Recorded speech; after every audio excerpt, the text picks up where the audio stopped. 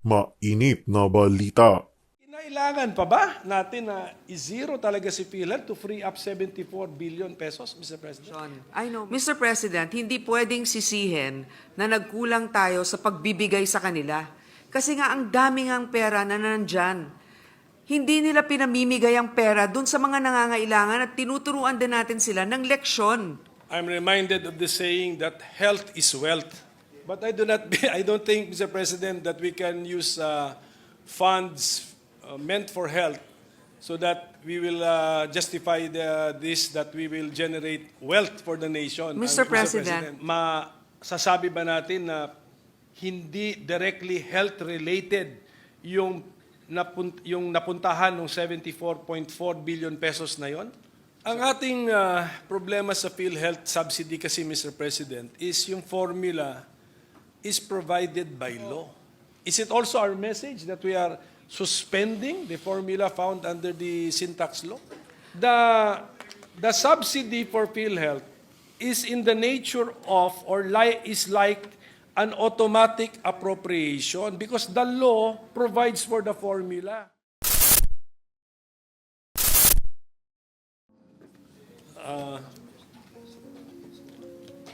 I think it is our duty, being the minority, to ask some questions, especially about the BICAM report on the national budget, especially after having noticed some significant swings. When we say swing, let's say net changes in some of the budgetary items, Mr. President, reported to us. No? Kasi we are, right before me is a summary of the conference committee report, Mr. President. So with the permission of our chairperson, our chairwoman, if this representation can proceed with these questions, Mr. President.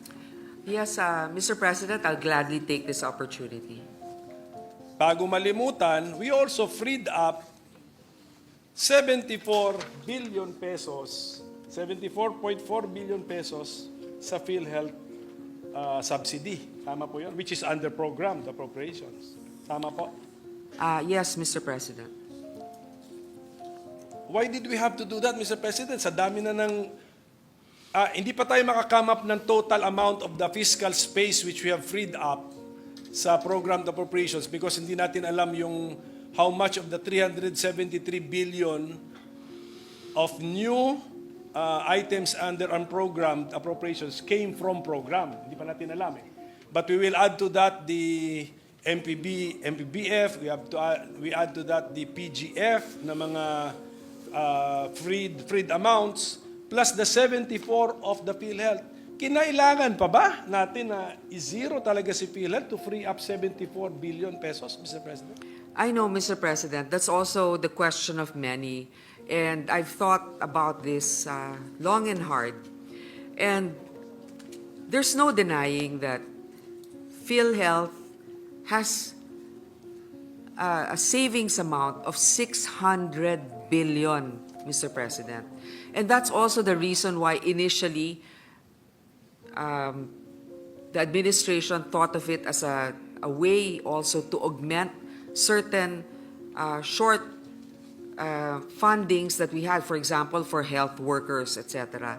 Hindi natin maintindihan ba't hindi nila ginagamit yung pera na nandun na meron sila na nakaimbak sa isang, ewan ko kung anong klaseng account yan, savings account, na ang kinikita ay mas mababa pa kesa sa inflation. Mr. President, hindi pwedeng sisihin na nagkulang tayo sa pagbibigay sa kanila. Kasi nga ang dami ngang pera na nandyan. Hindi nila pinamimigay ang pera dun sa mga nangangailangan at tinuturuan din natin sila ng leksyon. Kung bigay ka ng bigay, nandun lang yung pera, hindi naman nagagamit. Paano naman yung mga ibang programa rin ng gobyerno na nangangailangan din ng funding?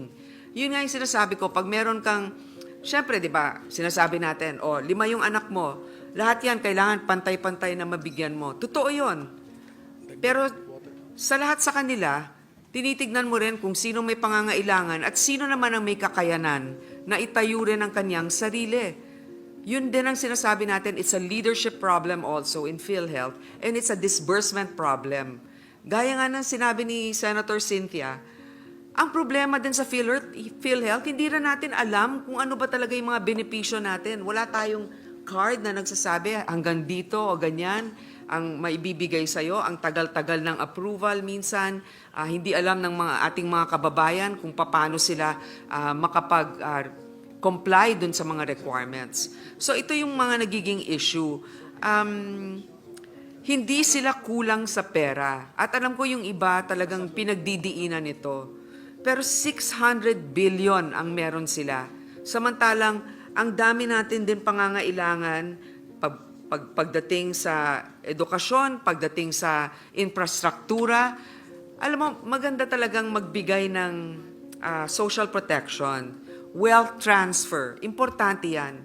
Pero kailangan din natin ng wealth-generating initiatives kasi hindi natin mapopondohan ang mga ibang bagay na magbibigay ng suporta sa ating mga kababayan kung ang gobyerno ay walang programa na magpapalago ng ating ekonomiya. I'm reminded of the saying that health is wealth. But I don't think, Mr. President, that we can use funds meant for health so that we will justify that we will generate wealth for the nation. Mr. President, So, the budget of the DOH has increased from last year. So it may not have been an item, for example, in particular for PhilHealth. Pero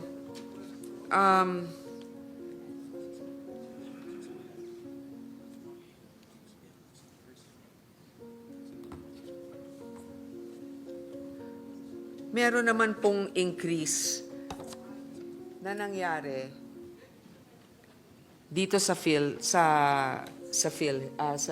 DOH from 241 billion 602 in 2024, yung BICAM natin nasa 247 923. So we are, of course, health is wealth. That's very important.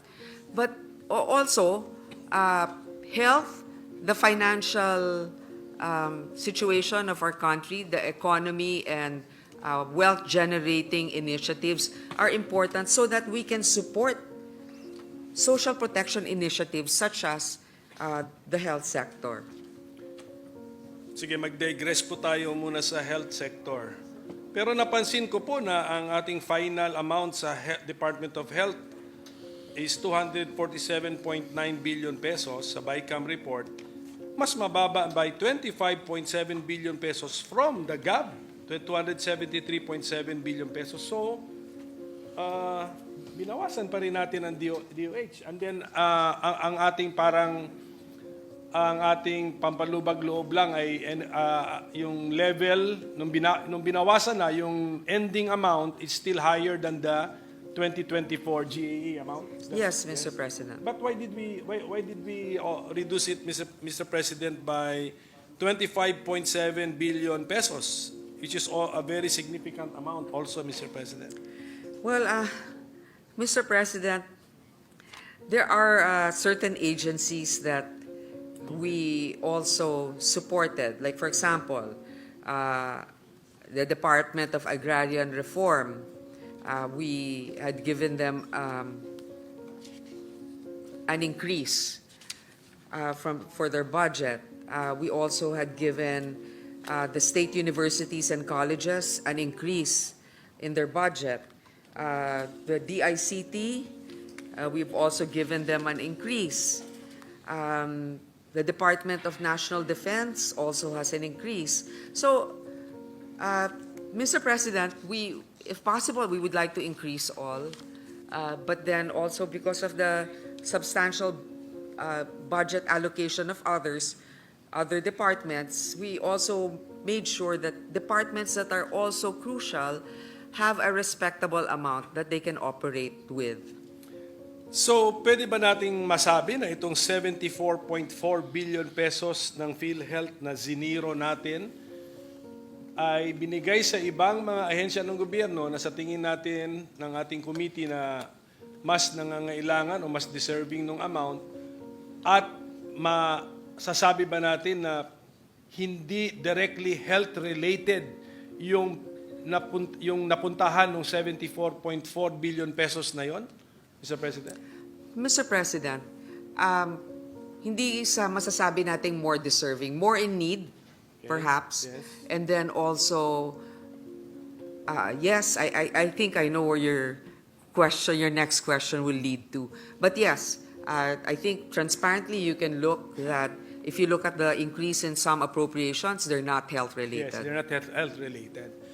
Ngayon, Mr. President, ang problema kasi yung timing din ng pagbaba natin eh. We want to teach them a lesson, pero 74.4 billion pesos tatanggalin natin, isi-zero natin. Pero hindi ba natin alam na pinasa natin dito sa chamber natin yung panukala na pababain ng premium rates. Nababa natin eh. At the same time, inutusan natin sila to increase their compensation packages, which ginawa nila.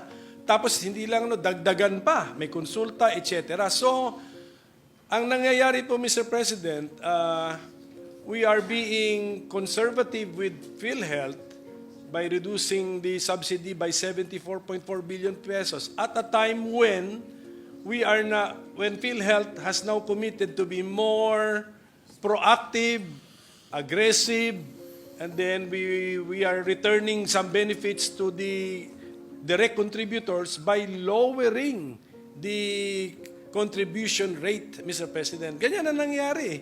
Oh, so parang hindi makatawiran yung makatwiran yung 74.4 billion pesos reduction, wrong timing pa. Oh, now that kung ano yung itinuturo natin sa PhilHealth, pinipressure natin sila, gagawin na nila, tapos ngayon parang pipilayan natin sila para magawa nila yung sinasabi natin gawin nila, Mr. President. Mr. President, unang-una, hindi ako naniniwala na mapipilayan sila. Kasi nga may pagkukunan pa rin silang 600 bilyon. So sabihin na natin, 70 billion ang hindi na nalaan sa kanila ngayon sa budget.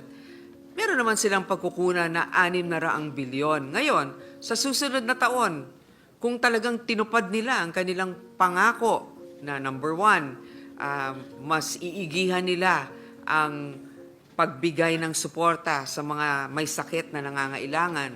Pangalawa, na-implement na yung batas. Ewan ko kung napasa na ba yung batas na yon na bababaan yung premium at hindi na dapat kasama sa batas yung pag-increase ng premium na yon. At saka natin masasabi na, o sige, sa susunod na taon, 2026 budget, pwede na nating punuan muli sapagkat nagagamit na nila yung kanilang reserba. Nakalimutan ko nga i-mention na pinush ko nga sila na magkaroon ng dental services at ngayon nababasa natin that they are also offering dental services, Mr. President. Exactly, Mr. to be President. covered. I think this can be evaluated. For example, you have a child who has committed something, you're teaching your child a lesson, hindi naman porket na nag-reform na kaagad, ay ibibigay mo na muli. Kailangan mo nang patunayan rin na masusustain ito. Magagawa niya talaga ng tuloy-tuloy. Kaya nga, dito, uulitin ko at alam ko marami rin ng magtataka dito. No? Pero 600 billion, may pera kang ganon. May mga ibang programa ng gobyerno na pwede ring pondohan. At hindi naman maghihirap ang PhilHealth dahil meron silang pagkukunan para bayaran. Ang problema nga nila noon, hindi nila ginagawa yon. Kaya ngayon, salamat sa inisyatibo nga, sinabi nga natin, yung ating minority leader, sinabi, dapat meron kayong dental benefits. O gagawin daw nila, o ginagawa na nila. O ngayon, may batas, pero hindi ko alam, parang hindi pa yata napapasa na hindi muna itataas ang premium, di ba? Hindi pa yan batas. Di ba? Iamyanda pa lang natin yan. Hindi pa yan nangyayari. So sa ngayon, ang daming nagrereklamo na ang taas ng premium ng Philhealth tumataas, pero ang benepisyo nila hindi pa rin ganyan. Kaya meron pa rin silang nakokolektang premium na mas mataas. Ang ating problema sa PhilHealth subsidy kasi, Mr. President, is yung formula is provided by law. Yan po, that is the long and short of it.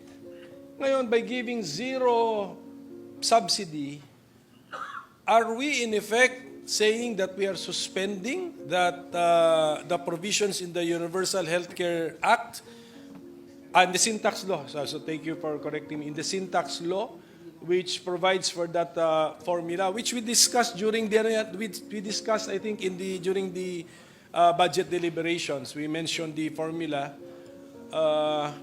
So is that what we're doing? Number one, kasi when you give a government agency zero budget, talagang number one ang message dun punishment mo yan. Okay. And then but number two, merong rito na there is a formula, and the formula yields I think around 74.4 billion pesos ang paggamitin yung formula. Hindi pala 73, I will correct myself. 53.13 billion pesos ang may-yield ng formula, Mr. President, around that amount. So, is it also our message that we are suspending the formula found under the syntax law? Mr. President, we are not suspending the implementation of a law. What we are saying is that at the moment, it is an unfunded program or law of the government. You know, we have more than 1 trillion pesos of unfunded laws in the country. Maraming mga batas pero nagkukulang ang pondo para dito. Ngayon, the GAA in itself is also a law. I understand the Senate minority leaders mentioned, but this is earmarked. Earmarked ito, so dapat doon talaga napupunta. Pero yung BIR, for example, has also that earmark na they are able to harness or benefit from 1% of their total collections. But because they haven't really reached a certain utilization, the government has not given them that 1% supposedly that would go to them. So, Mr. President, this is not, sadly, the reality is this is not uncommon. And the GA itself is a law. We have a discretion also to look at the macro picture of a particular time in our society and economy and to see what fiscal space we have. Thank you for that, Mr. President. But unfortunately, I think when we apply the formula for what is to be remitted to PhilHealth under the UHCA, this is based on actual revenues or collections. So, wala pong reason na masabi natin it will be an unfunded mandate kasi if the collection is zero, percentage of zero is zero, pero may collection So we have to, if the sponsor will allow me to read para the provisions. No? Ano ba dapat ang binibigay sa PhilHealth? Utos ng Universal Healthcare Act. Revenues from excise tax on sugar-sweetened beverages. 50% of total revenue shall be allocated, may word pa na exclusively, to PhilHealth. 80% nito. 80% of the 50%. Tama? To PhilHealth. Okay. Revenues from excise tax on alcohol products. 50% of total revenue shall be allocated exclusively to PhilHealth, to the tune of 80% of that 50%. Revenues from excise tax on tobacco products. 50% of total excise tax collection from tobacco products shall be exclusively allocated to PhilHealth to the tune of 80% of that 50%. And then revenues from excise tax on heated tobacco products and vapor products, from the total revenues PhilHealth must be given 80% for the implementation of the Universal Healthcare Act. And then, sa pagkakaintindi ko, ito na yon. That is why umabot tayo sa 74.43 billion sa NEP because health insurance coverage under sin tax law amounting to 53.13 billion pesos to be used for health insurance premiums of indirect contributors. Plus, inad doon yung 21.17 billion pesos benefit package improvement under the Universal Healthcare Law, plus a smaller amount of 127.5 million pesos special purpose insurance, million lang po yun, 127.5 million pesos special purpose insurance coverage for the health insurance premiums of the beneficiaries under PAMANA program. Pag isuma total lahat yun, yun yung 74.43 billion pesos na nasa NEP as subsidy to PhilHealth. Pero meron pa nagdi-dispute yan, hindi yan tama, di ba? Although I must hasten to add na meron pa nga nagdi-dispute dyan that if you properly apply the formula, it should even be a bigger amount than the 74.43 billion pesos. That's the point, Mr. President. And then na-zero na natin. And then, admittedly, ang destinasyon nung na-free up na 74.4 billion pesos, aminado tayong hindi sa directly health purposes, Mr. President. So that's what happened to PhilHealth, Mr. President. So, it's a different. This is my opinion, Mr. President. The subsidy for PhilHealth is in the nature of is like an automatic appropriation because the law provides for the formula. Parang ministerial act na lang sa DBM to determine the amount under the formula and then give it as a subsidy. Minimum amount of subsidy kasi itong mga benefit packages, dagdag na po yan.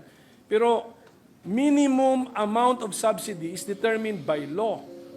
So when we are discussing general principles ng budget, when they mention automatic appropriations, ang instruction nila sa Congress, you cannot touch automatic appropriations because the appropriation is provided by law.